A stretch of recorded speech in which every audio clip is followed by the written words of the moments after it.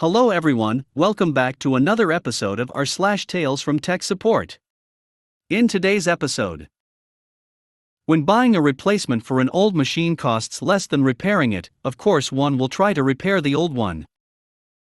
Keyboard isn't working at PC, but works when connected to notebook. Before we get started, make sure to subscribe so you will never miss a video.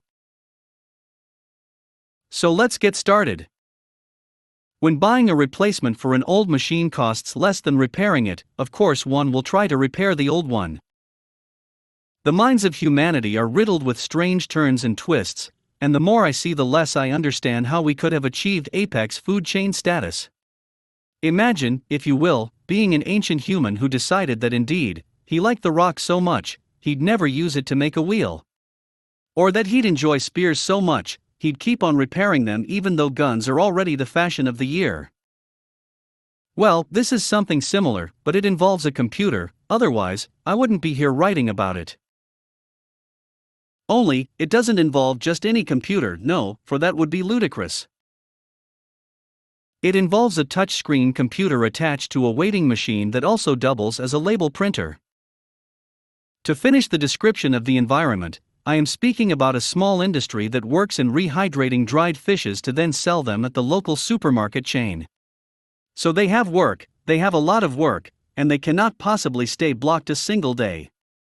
If they lose a day of deliveries, they pay a lot of fines to the supermarket and risk losing out on the contract itself. So this computer, label maker and weighting machine complex system is the linchpin of the entire system.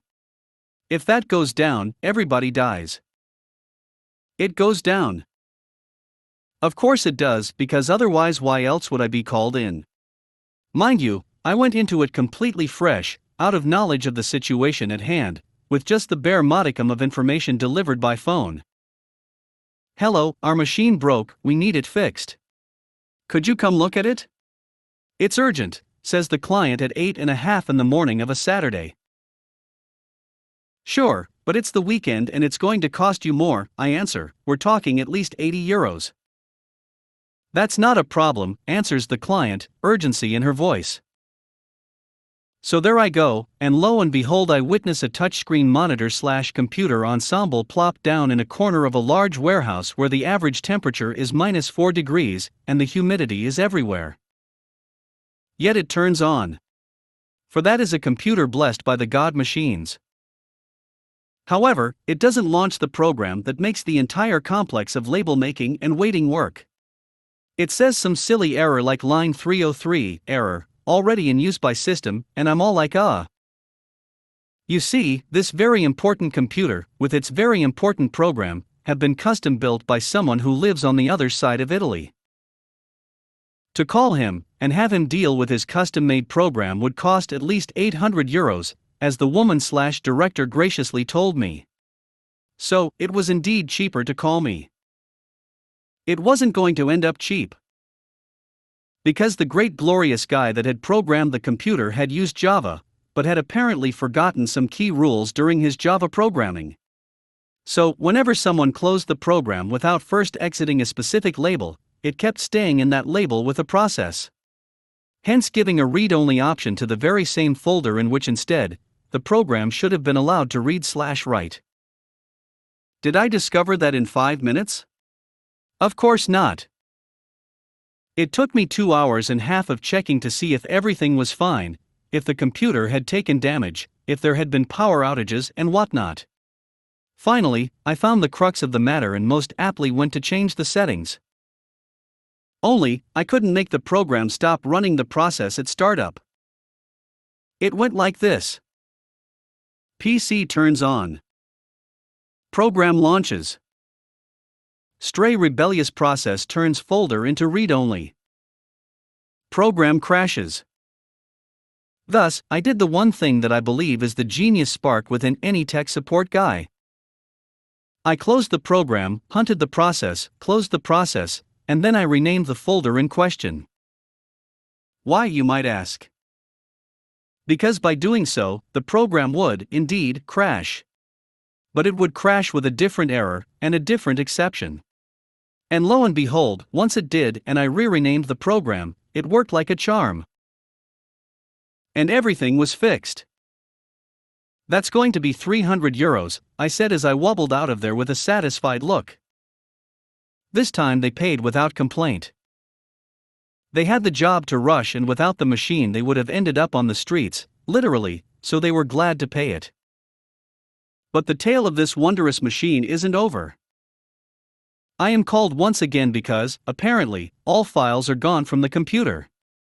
This time, the error wasn't of the machine as I dimly realized, but of poor positioning from the programmer himself.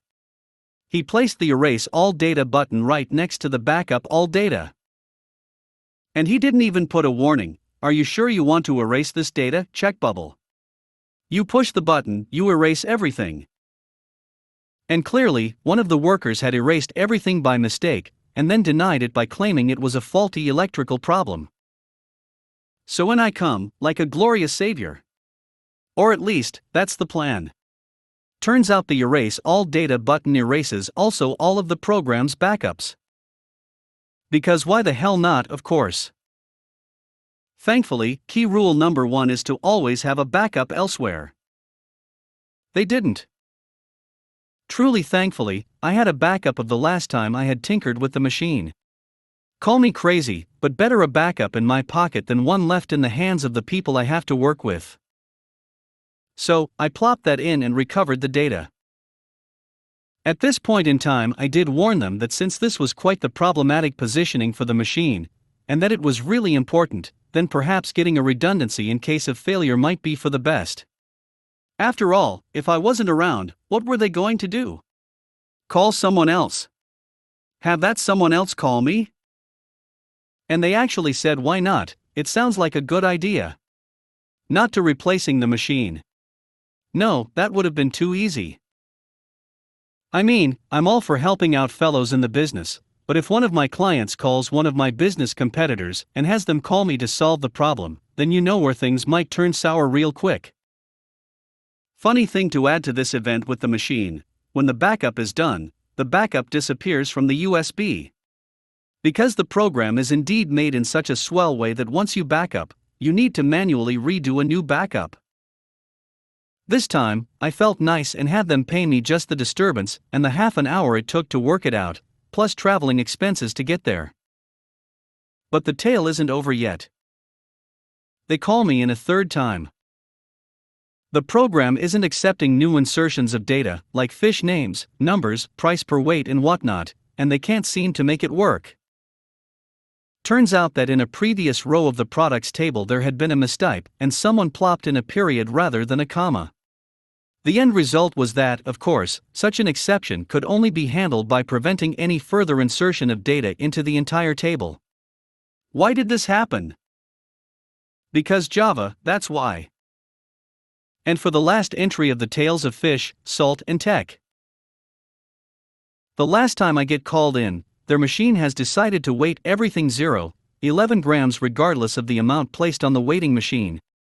Adding to that, it always prints a Baltic cod rather than any other fish plopped down into the software. Extremely strange, wouldn't you say? The answer is, once more, obvious in hindsight. The programmer, great man that he was, forgot to program a mean to wipe out the data stored in txt files within his program's folders at the start of his program. Which meant that, in case of a sudden crash/turn off, the previous data would remain, resurface, and then refuse to leave. Leading thus to the situation at hand. Wiping out those txt files solved the issue. After 2 hours and a half of pondering over the problem, if it was software or hardware of the weighing machine. To cut the long story short, I went there quite a few times in a short period and amiably dealt with everything, getting paid, but at the same time, buying an exact replica of the machine they were using would have cost them €1,000. They literally spent something like €800 on me alone in the span of a month. Like, seriously folks, you're going to keep on calling me, and I know this is going to sound ludicrous, but just bite the bullet and buy the new machine. Keyboard isn't working at PC, but works when connected to notebook. I work for an MSP which customers are mostly small and medium-sized businesses.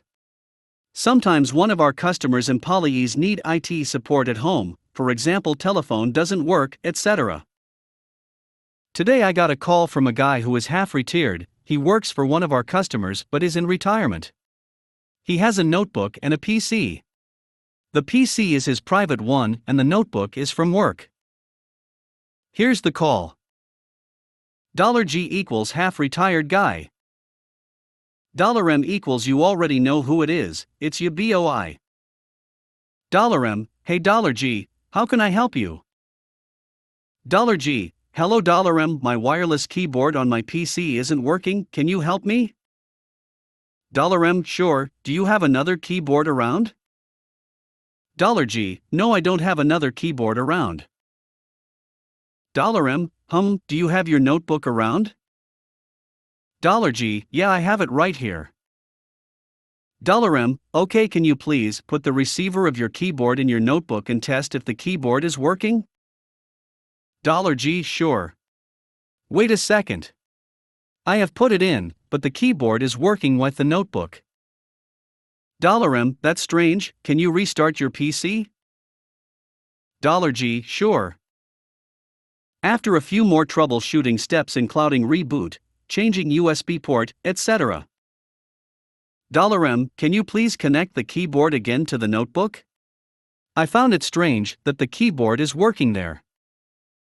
$G, of course I can. He connects the receiver to the notebook, it is connected now and I can type on the keyboard. Suddenly I realize on which keyboard he is typing. $G, did you type on the keyboard from your PC or from your notebook?